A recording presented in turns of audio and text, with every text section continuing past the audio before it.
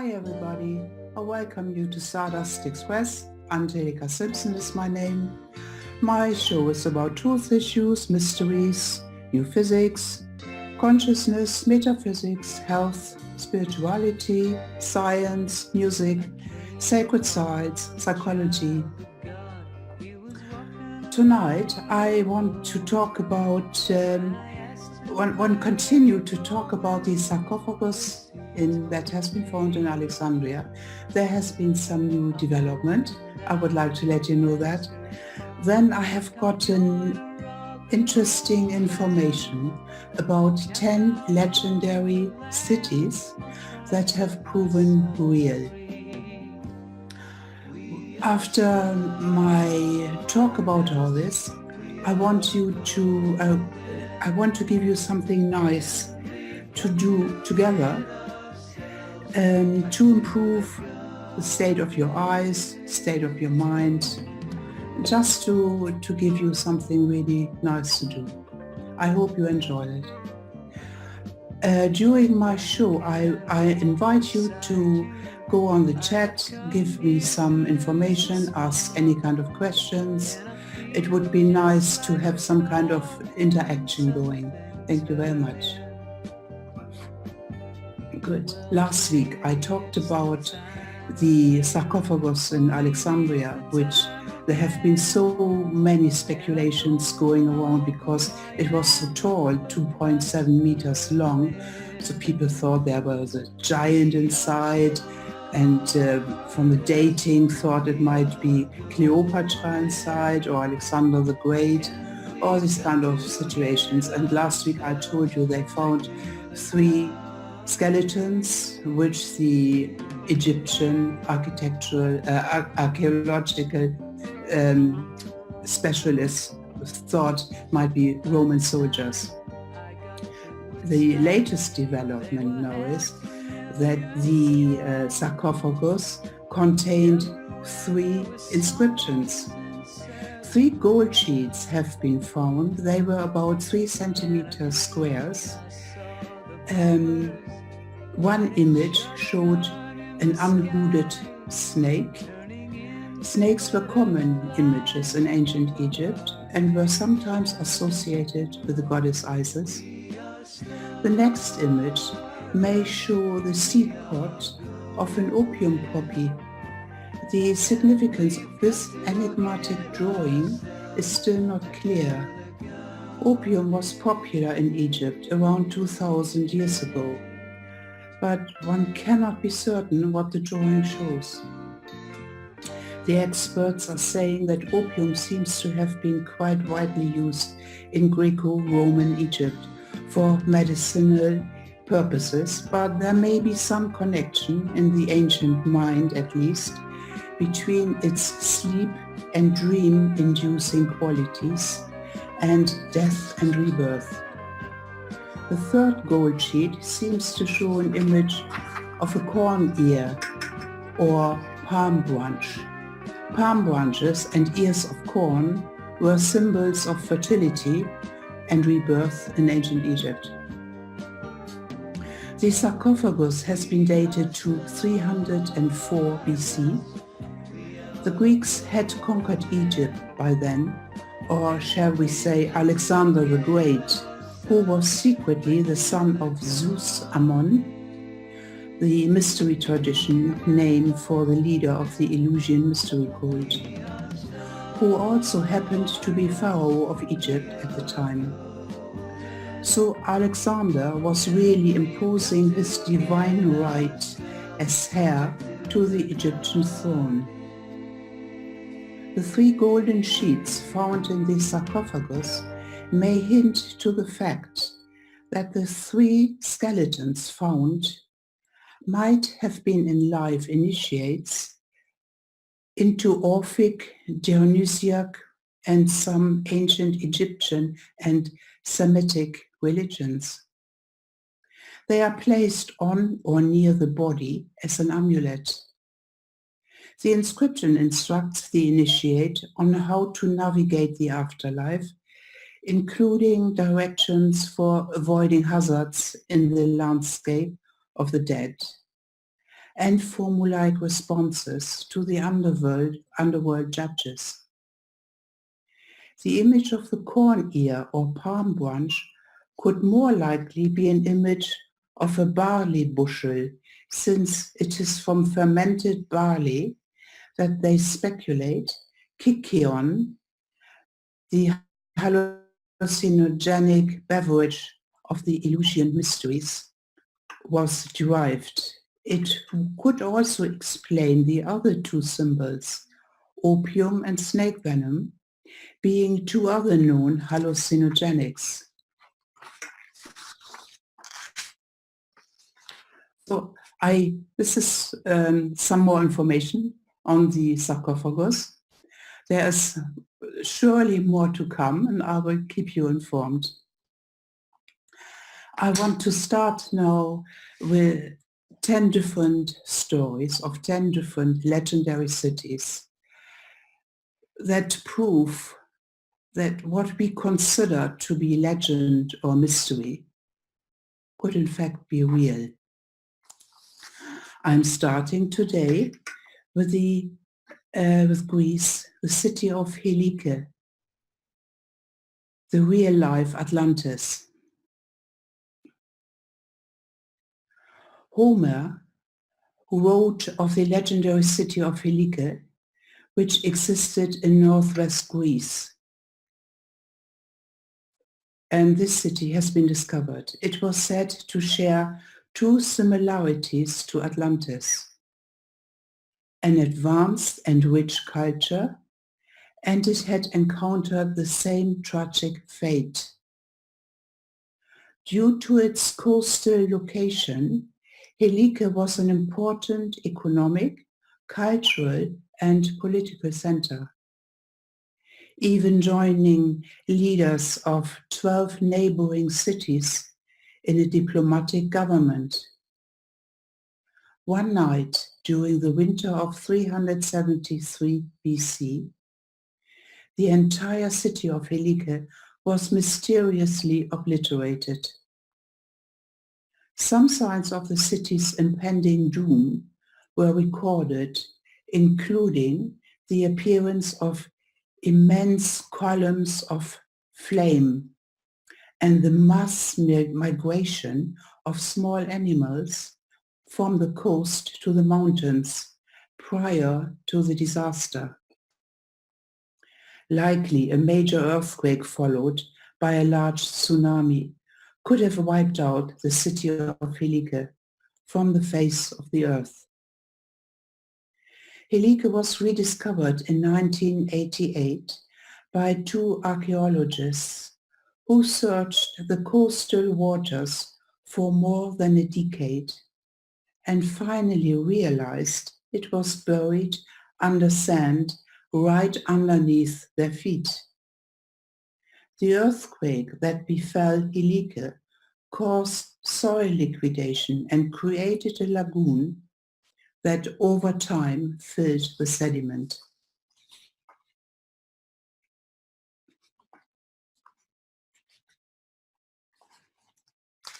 My next story is about Dwaraka in India, the home of Krishna. In Hinduism, the ancient city of Dwaraka is described as the most sacred of all cities. It was the home of Krishna, who lived 5,000 years ago. And he is still worshipped today as a divinity. Legend described Dwaraka as the wealthiest of all ancient cities, built by an architect for the gods. With over 900,000 palaces and using crystal, coral, gold, silver, sapphires, pearls, and semi-precious stones.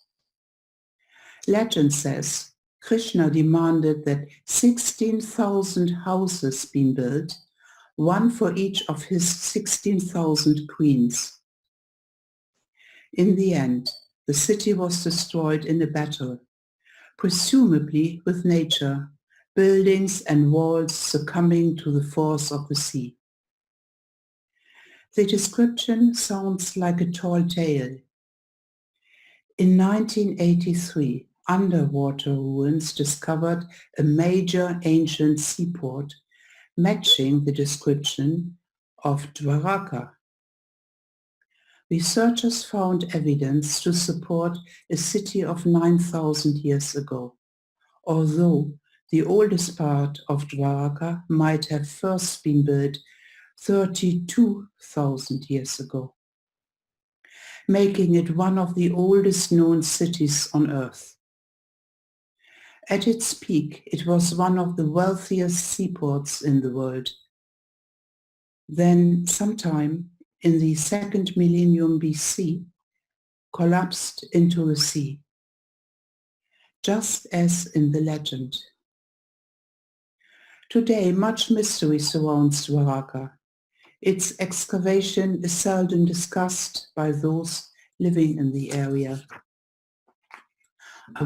I found this story very interesting, and I want to give you some more information on it.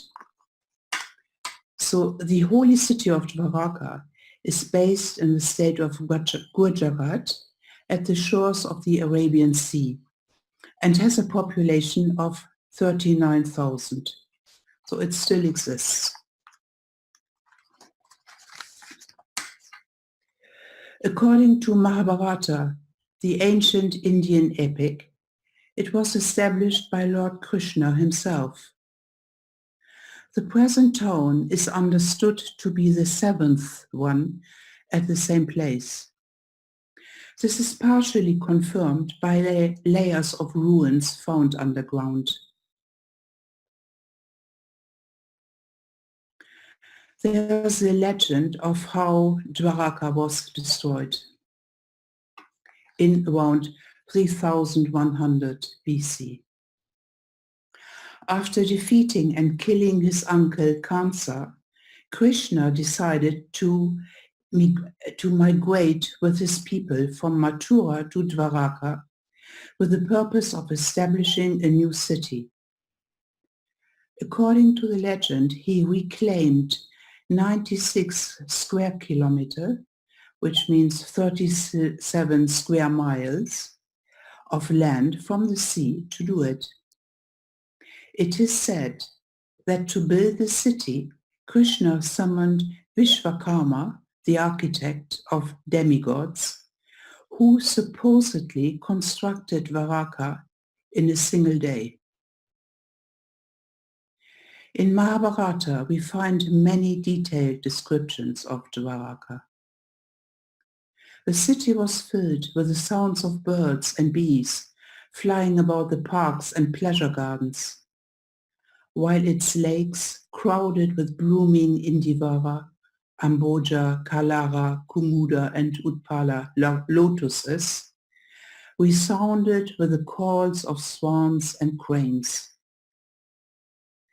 Dwaraka boasted 900,000 royal palaces, all constructed with crystal and silver and splendorously decorated with huge emeralds. Inside these palaces, the furnishings were bedecked with gold and jewels. Traffic moved along a well-laid-out system of boulevards, roads, intersections, and marketplaces, and many assembly houses and temples of demigods grace the charming city. The roads, courtyards, commercial streets, and residential patios were all sprinkled with water and shaded from the sun's heat by banners waving from flagpoles.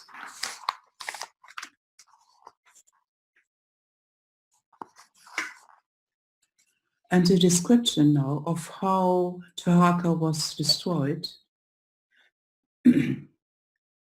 One of the most interesting legends deals with the war between Lord Krishna and King Shalva, who mercilessly besieged Dwaraka. In Bhavagata Purana, we find that Shalva was equipped with a Vimana, a flying machine, and that he besieged the city with a large army, decimating the outlying parks and gardens, the mansions along with their observatories, towering gateways and surrounding walls, and also the public recreational areas. From his excellent Vimana, he threw down a torrent of projectiles. A fierce vortex arose and blanketed the entire area with billowing dust. Then finally Krishna responded by discharging his own missile, described as being bright as the sun in the sky, which ultimately destroyed Shalva and his army.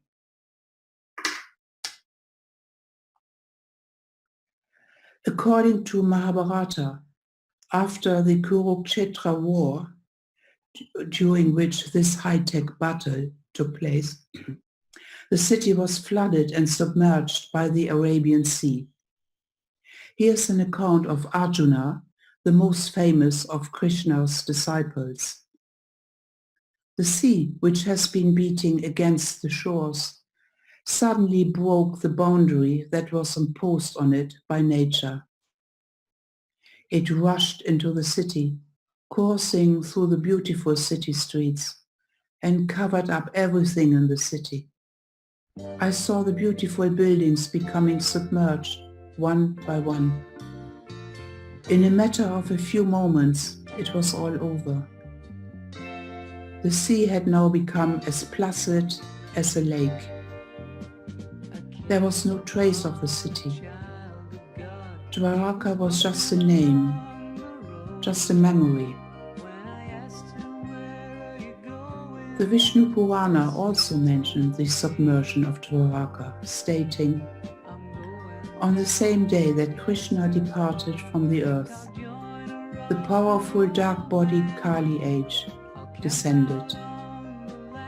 The oceans rose and submerged the whole of Dwaraka."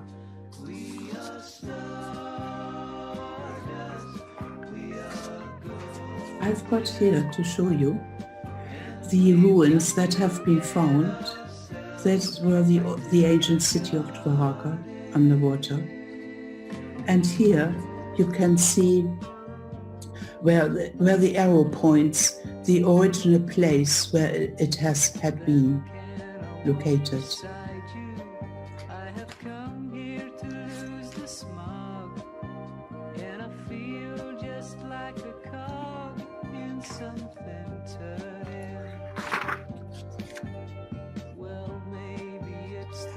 My next story is from Africa. It's called Great Zimbabwe. It's a medieval castle. In the early 16th century, Portuguese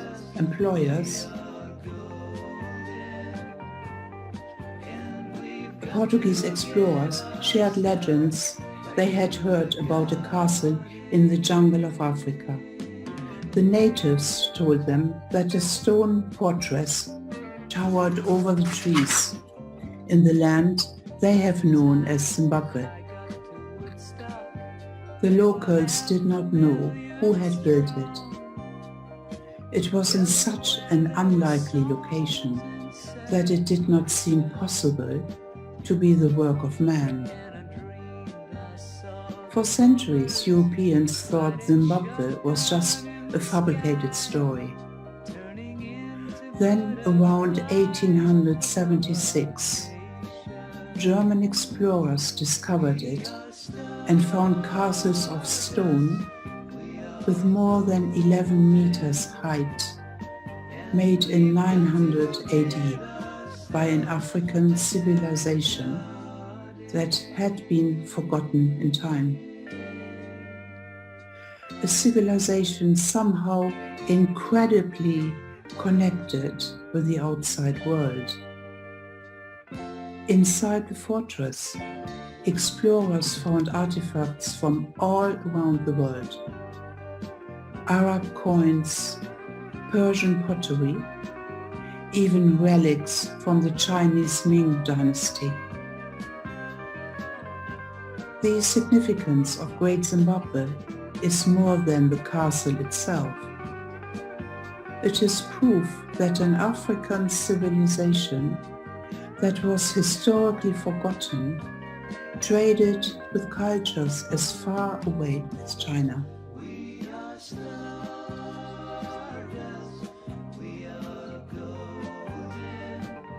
My next story, which has been proven true, is Xanadu in China, the palace of Kublai Khan. In 1278, explorer Marco Polo came back from China in what is now Inner Mongolia.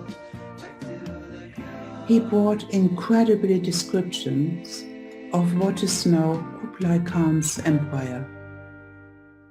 The most remarkable of all, though, was Xanadu, the palace of the great Khan.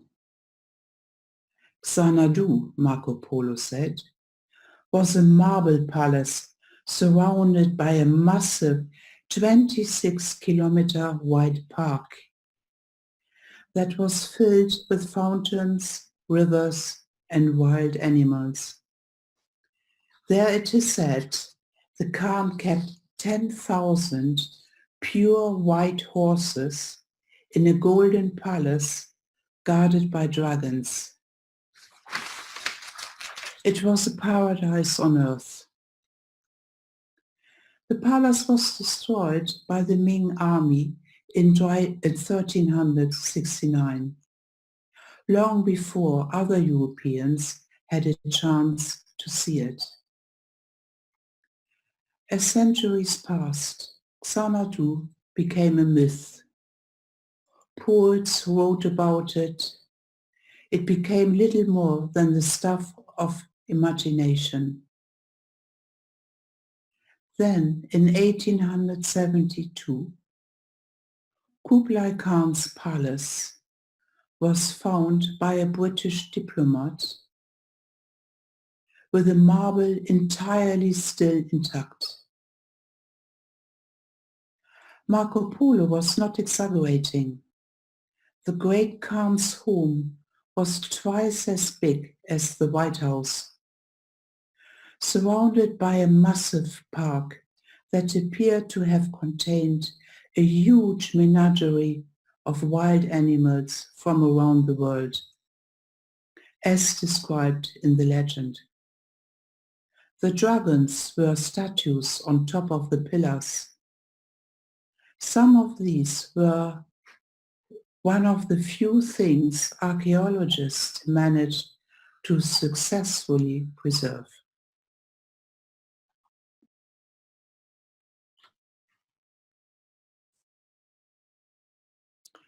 I'll give you a story now about the eighth wonder of the world, Sigiriya in Sri Lanka. In Sri Lanka, during the 5th century AD, King Sapa built his rock fortress on top of a large boulder that protruded 200 meters amidst dense jungle. It's still considered the most spectacular construction project in the history of Sri Lanka, and it included a royal citadel, extensive gardens, a stone theatre, fountains, and artistic frescoes. To enter, one had to walk up a large staircase that went through a large lion which had been sculpted into the rock. For a while, Sigiriya became an outpost, and later it became a Buddhist monastery. Then, for a period of almost 500 years, the palace became deserted. Then, in 1890, European archaeologists confirmed the legend, including the stone lion with the ascending staircase leading to the center of the palace. Inside, even after centuries, they marveled at the architectural masterpiece they called the Sky Palace. In 2001, the scientific and cultural organization, also known as UNESCO, declared Sigiriya the eighth wonder of the world. And today, what remains of it is a popular tourist destination.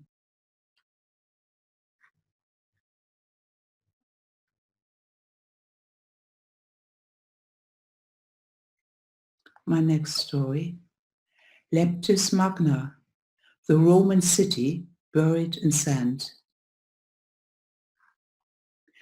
Leptis Magna was once a beautifully constructed coastal Roman city and a trading port. After it fell to Vandals in 439 AD, it was later buried under sandstorms. Leptis Magna was the place where the Roman Emperor Septimus Severus ruled.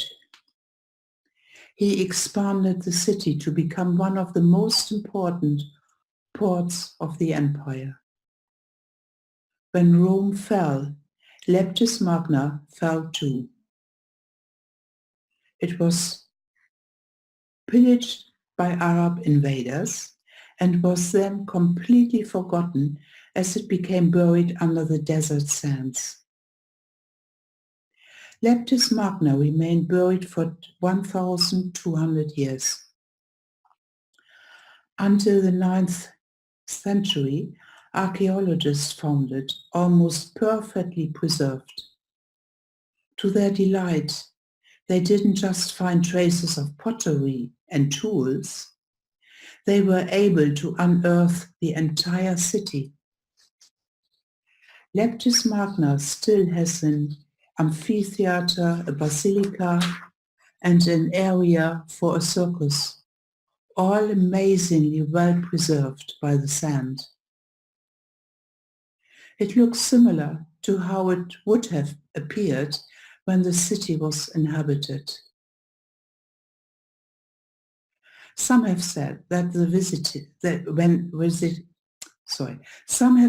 visiting Leptis Magna, it's like stepping into a time machine and going back thousands of years.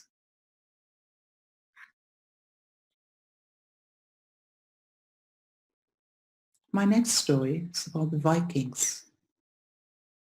Vinland, the Viking land of plenty. 1,000 years ago, as Europe was emerging, as what the historians call the Dark Ages, the Danish king and explorer Sven Estridsson told stories about a lush, abundant land far across the Atlantic that he called Vinland, after the great vines that he said grew of their own accord. In 1073, a German cleric, Adam of Bremen, described what the Danish king meant. He added that the king's men, the Danish Vikings, claimed they had fought with Vinland natives. They called the scavenger. The scavenger, they said, dressed in white clothes and lived in caves. When they attacked, they carried long poles and they charged, screaming out loud, cries of war. Due to confusion about its actual location, Vinland was disregarded as a myth for centuries. Not until the 1960s was the true story uncovered when archaeologists found remains of an 11th century Viking settlement in the lands and meadows of Newfoundland, Canada. This remarkable discovery proves not only that the German clerics' writings were accurate, it proved that Europeans had visited North America much earlier than history believed. The Vikings arrived in the Northern American continent 500 years before Columbus discovered it.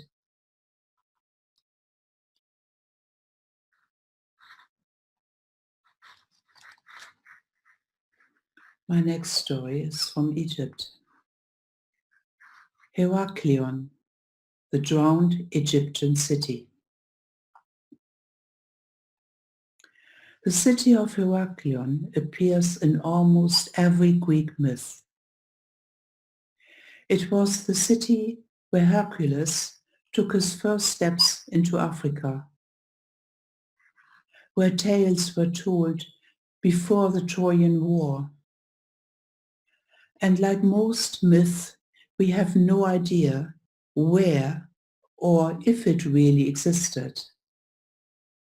As it turns out, there was a good reason.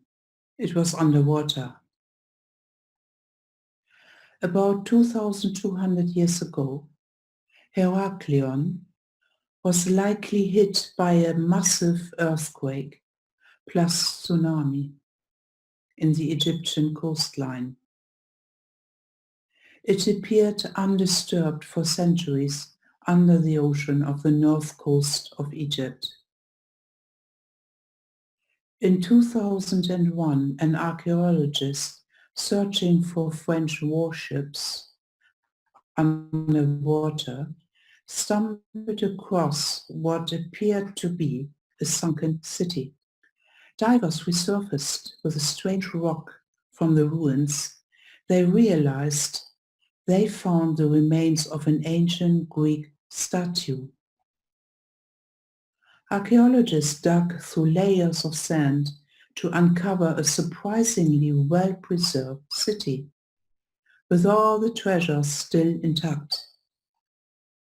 The main temple, giant statues of pharaohs, hundreds of smaller statues of gods and goddesses, a sphinx, 64 ancient ships, and no less than 700 anchors, stone blocks with both Greek and ancient Egyptian inscriptions.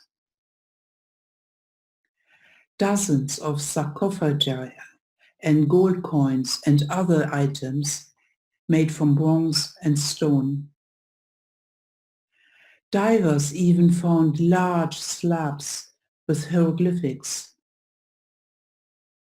Uncovering the ancient city of Heraklion was one of the most significant underwater discoveries of the century.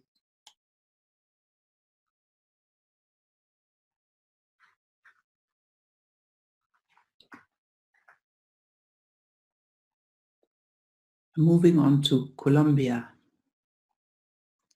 La Ciudad Perdida, the lost city.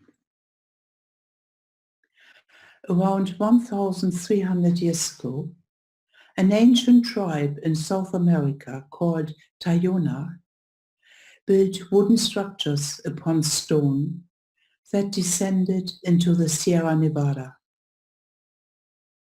Legend says it was built according to the command of their god, who wanted them to live close to the stars.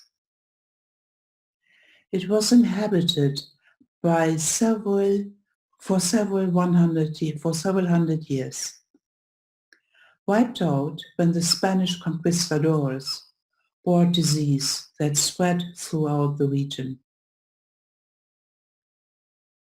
After the last of its inhabitants died, it was left buried for hundreds of years. The city wasn't discovered until the 1970s, when a group of bandits made their way through the jungle, stumbling on it. The ancient overgrown city, still full of gold jewelry and jade artifacts.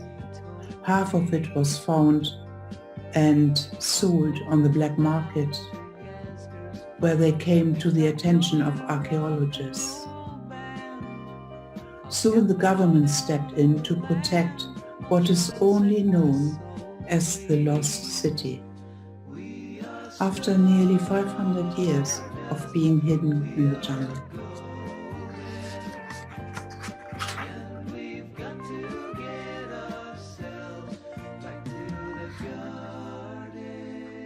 Another story of South America. La Ciudad Blanca, the White City of the Monkey God. The White City, also known as the Lost City of the Monkey God. At the turn of the 15th century, the Spanish conquistador Hernán Cortés had successfully searched for lost villages of extreme wealth in the virgin forest of Honduras. Centuries later, while flying over the area, Charles Lindbergh claimed to have seen white stone walls of what appeared to be a city in the jungle.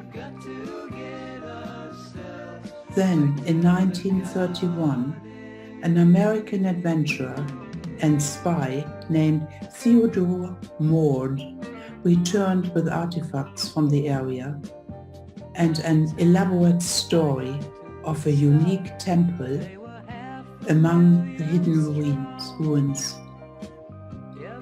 He claimed guides told him a 1,000-year-old legend about a monkey who had stolen 3 women with whom he had bred, resulting in half monkey, half human children.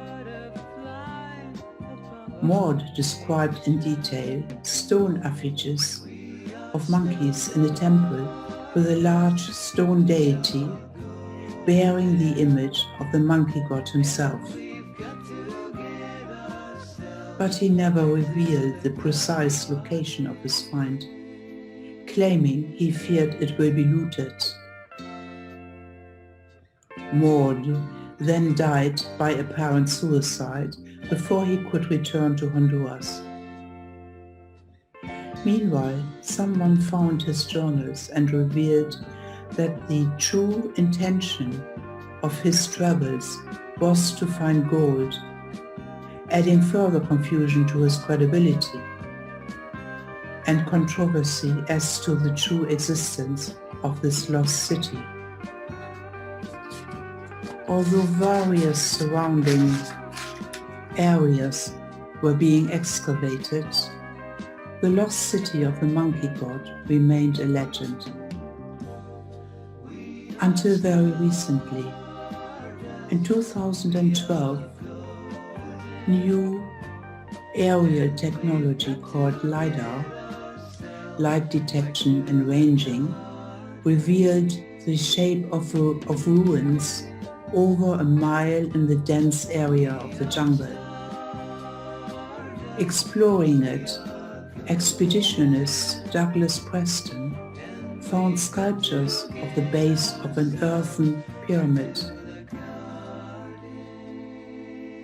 He added, "I first saw a carved jaguar head coming out of the ground, gleaming with rain. It was snarling as if struggling to escape the earth. It was an image that spoke directly to me across the centuries, forming an immediate connection to the new vanished people.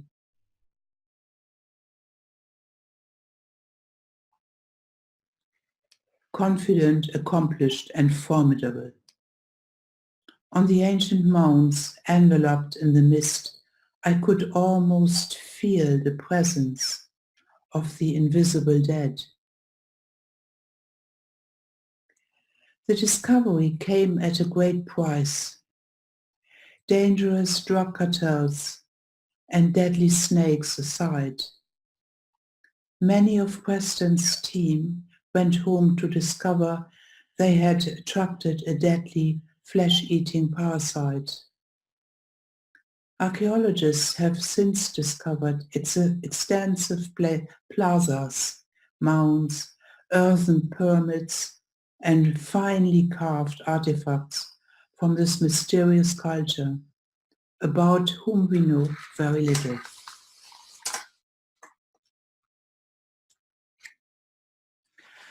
So this is all my stories for today. And if you have any questions, if you want to know more, please go to the chat, give me some information. And I want to finish my show today doing something interesting.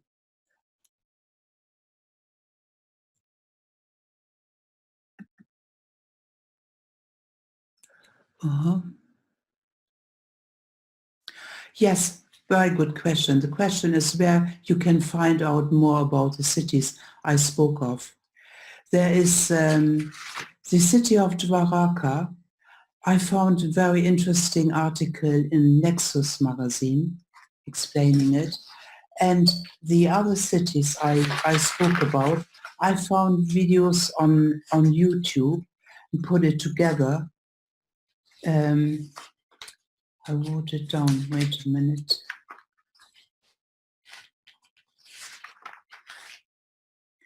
There is a channel called Universe Inside You. And that's where I looked it all up and compiled it and gives you more information. I hope this answers your question. Right. So if you're ready and if you want to go along, I want to give you something nice to do together, to improve state of your eyes, state of your mind, and just general well-being. What I want you to do, all of you, if you wear glasses, just to take off your glasses and put them aside, put them somewhere safe. For those of you who wear contact lenses, if it's easy to take them out, do it. If it's not so easy, then leave them in. All I want you to do now is to, wherever you sit, without your glasses, without your proper vision, because this is what we do. It's not about seeing clearly. It's not about that. All I want you to do is just to sit and look around. Be aware what you can see. Be aware how your eyes feel. They are tired, if they are stressed, if they are dry, whatever, just be aware. And I also want you to be aware about the eye area, the area all around, how it feels, if you get any sense of it at all. And then when you have got a good idea, just remember it, just be clear. So let's get started. Leave your glasses off and take your left hand, thumb and index finger, and grab your eyebrow over the bridge of your nose and squeeze it around to the other end 3 times like I do. And then start again 3 times.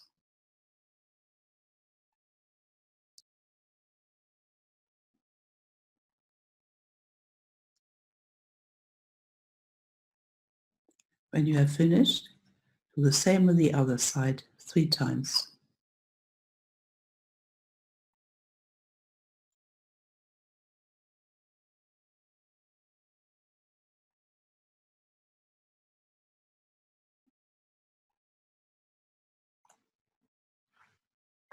How does it feel?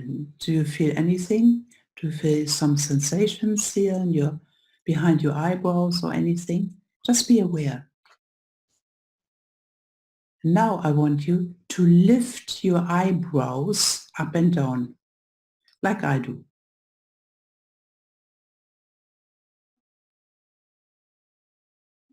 Just do this for a while.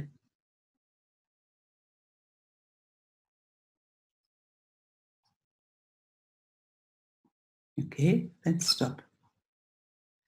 Next thing I want you to do is to have your eyes wide open, as if to say, oh, look who's there. Wide open, and turn your head. Leave your eyes wide, wide open. Catch all the light. Turn your head several times. Continue turning your head and start blinking lightly, like a butterfly. Continue turning your head and blink.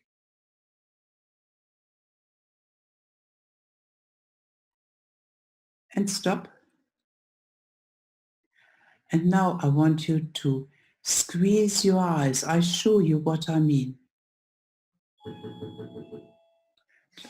Oh, just a minute, sorry.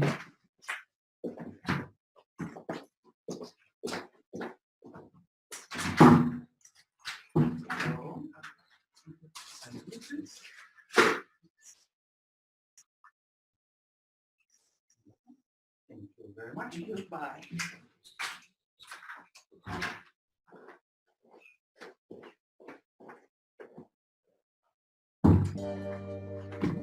Sorry about that. So I want you now to look at me what I do with my squeezing my eyes, so squeezing open. And I want you now to do this with me 7 times. Squeezing open, squeezing open, squeezing open, squeezing open, squeezing open, squeezing open, squeezing open. And now all together we repeat what we done before. So eyes wide open, a quick one. Eyes wide open, turn your head. Blinking, continue turning your head. And stop and squeeze your eyes open 3 times. Squeezing, open, squeezing, open, and stop. So this was hard work. So what I want you to do now is to look around again wherever you are and see if there's a difference. I'm not talking about that things might be clearer, but it might be just different. Might be more crisp, more brighter, anything. And I want you to see what's going on in your head, in your brain. If you can feel some areas being active now, get some sensations. If you can feel anything around your eye area, if there's something happening. And if you can feel that your eyes are not so tired, so dry anymore, just be aware of the change that might have happened. And if you want to, this exercise, to do all of it, starting with the eyebrow, lifting the eyebrows up and down, because here we get all the tiny nerve endings in the eyebrow that give all the impulses into the optical nerve, into the eyes. So it's very good to do. And then having the eyes wide open, it brings oxygen, it brings light into all the visual cells, and it trains the eye muscles that hold the eyeball in place. So it's a combination of many things, and it's really good to do. And if you want to do this yourself, once a day would be ideal. And you will notice over time you can cope much better with computer work. You cope much better if you have to do a lot of reading, your eyes getting less tired. In most offices and workplaces you get air conditioning and artificial lighting, which is quite a challenge for eyes, on top of having to do all the computer work every day. And when you do this, what I just showed you, you will notice your eyes can just simply cope better. They are not so tired easily. They're not so dry either. Lots of people need the eye drops, artificial tears they are called. And you will notice firstly you need much less, and after a while you don't need them at all. So it's really good to do. And one more thing I did last week as well, I gave you a story to listen to. And this is called Palming, from palm of your hands. So the good thing is for the brain and memory and the eyes as well, the vision, is to exclude all light so no light can enter the eyes. And so your brain is free to work, to experience, to produce whatever is necessary. So I want you first to get your hands nicely warm, to wake up the chi or the prana, and then have your fingers crossed like I show you. And put the crossed fingers over the bridge of your nose, covering your eyes loosely, not squeezing them at all. Have your eyes closed. Keep your hands there and make sure you support your elbows, maybe on the table or on your knees, wherever, so that you sit comfortably.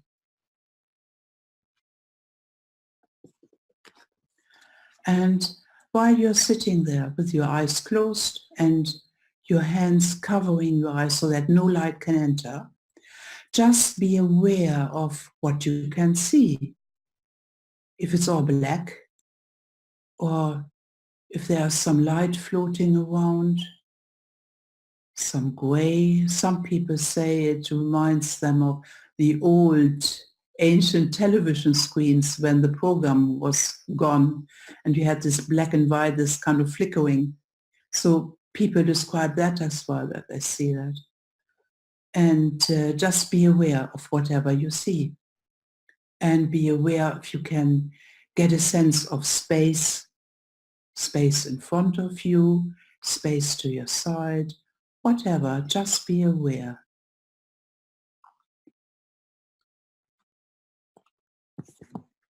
So while you are sitting there, palming, I want to read you a story, and I want you to just follow the imagery and stay with whatever I'm telling you. Imagine a blue sun in the center of the earth. Cobalt, ultramarine and indigo hues are emanating from the sun. The blue colors radiate up through the layers of the earth to your feet. This brilliant, strong light flows up through your feet into your legs. It is a colored river of energy that carries health, vitality, and balance into your body and mind. The river moves up through your torso into your chest. Your lungs respond by filling totally with fresh oxygen and by exhaling every iota of old air. The blue flows into your shoulders. Here it is absorbed by your shoulder muscles, which expand from the inside. The blue river divides and flows into your arms. Feel vibrant, calming energy in your muscles. veins and bones. The blue light streams into your hands. Here it pauses for a time, building up its energy, swirling in the center of your palms. Instinctively, you will know the right moment to release the blue energy into your eyes. A flood of magical light and joy pours into your eyes and brain. Let it soak into the bones of your face, into the tissues and cells of your eyes. It brings healing, vitality and clarity to your whole visual system. Imagine the blue light flowing to the visual centers in the back of your head. The seeing cells of your visual brain awaken and buzz with color and aliveness. Finally, visualize the blue light expanding through and around the back of your head.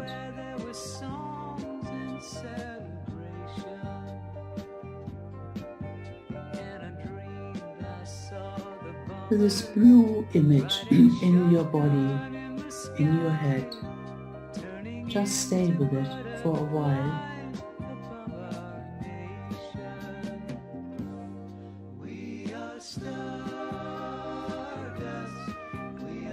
Keep your eyes closed. Bring your palms away from your eyes slowly. Keep your eyes closed all the time. Give a big stretch and yawn.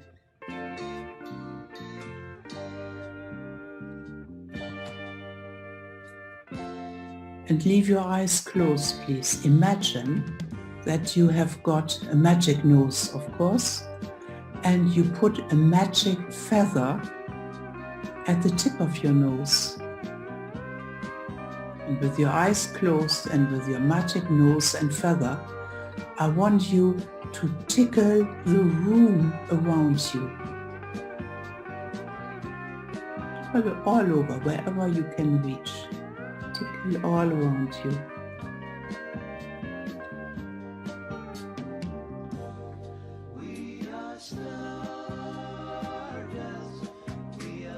And now, when you feel ready, slowly open your eyes.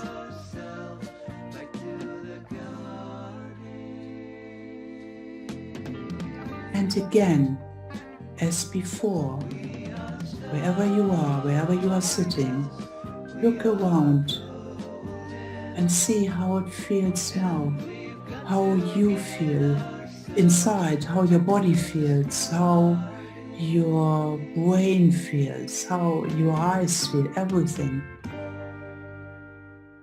How even your emotions, how your whole state of being, if there is a slight difference. So with this, I want to finish my show for today. I hope you enjoyed it like I did. And I hope I see you all next week. If you have any comments, please let me know. If you have any more questions, please let me know. I'm looking forward to see you all next week. Goodbye.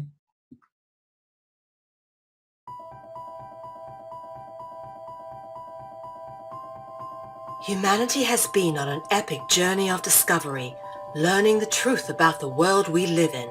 New discoveries about the true origins of humanity, ancient history, free energy, as well as the systematic corruption of world governments are now on the forefront of our daily reality. Is the world headed towards destruction based on control and power? Or is an opportunity now being presented to shift and uplift into a higher consciousness? My name is Mel V, co-founder and creative director of Conscious Consumer Network, an independent broadcast network that was launched on the 1st of January 2015. In the last 3 years, Conscious Consumer Network has broadcast over 2,800 shows in multiple languages, featuring guests from across the world, whilst creating media that is aimed at the creation of a free, fair, peaceful, just, sustainable world. Conscious Consumer Network provides full training and an interactive support network for all broadcasters, and we are always looking for inspiring and educational content. Hi, this is Lady Liberty. And this is Miro Siegel. In 2018, Conscious Consumer Network has expanded to multiple broadcast locations, increasing our availability and reach across the world, remaining on the cutting edge of independent media. If we wish to create a better world, we must first create better media, geared towards real education instead of indoctrination. You guys really are what changing the world is going to be about. It's educating kids at a grassroots level. Having become a pillar of stability in the turbulent world of independent media, we have even more going on in 2018. Conscious Consumer Network is a publicly funded network, and we rely on all of you to keep us on the air. Show your support for independent media by donating to our 2018 Network Support Fund. Dare to seek a better world. Support independent media.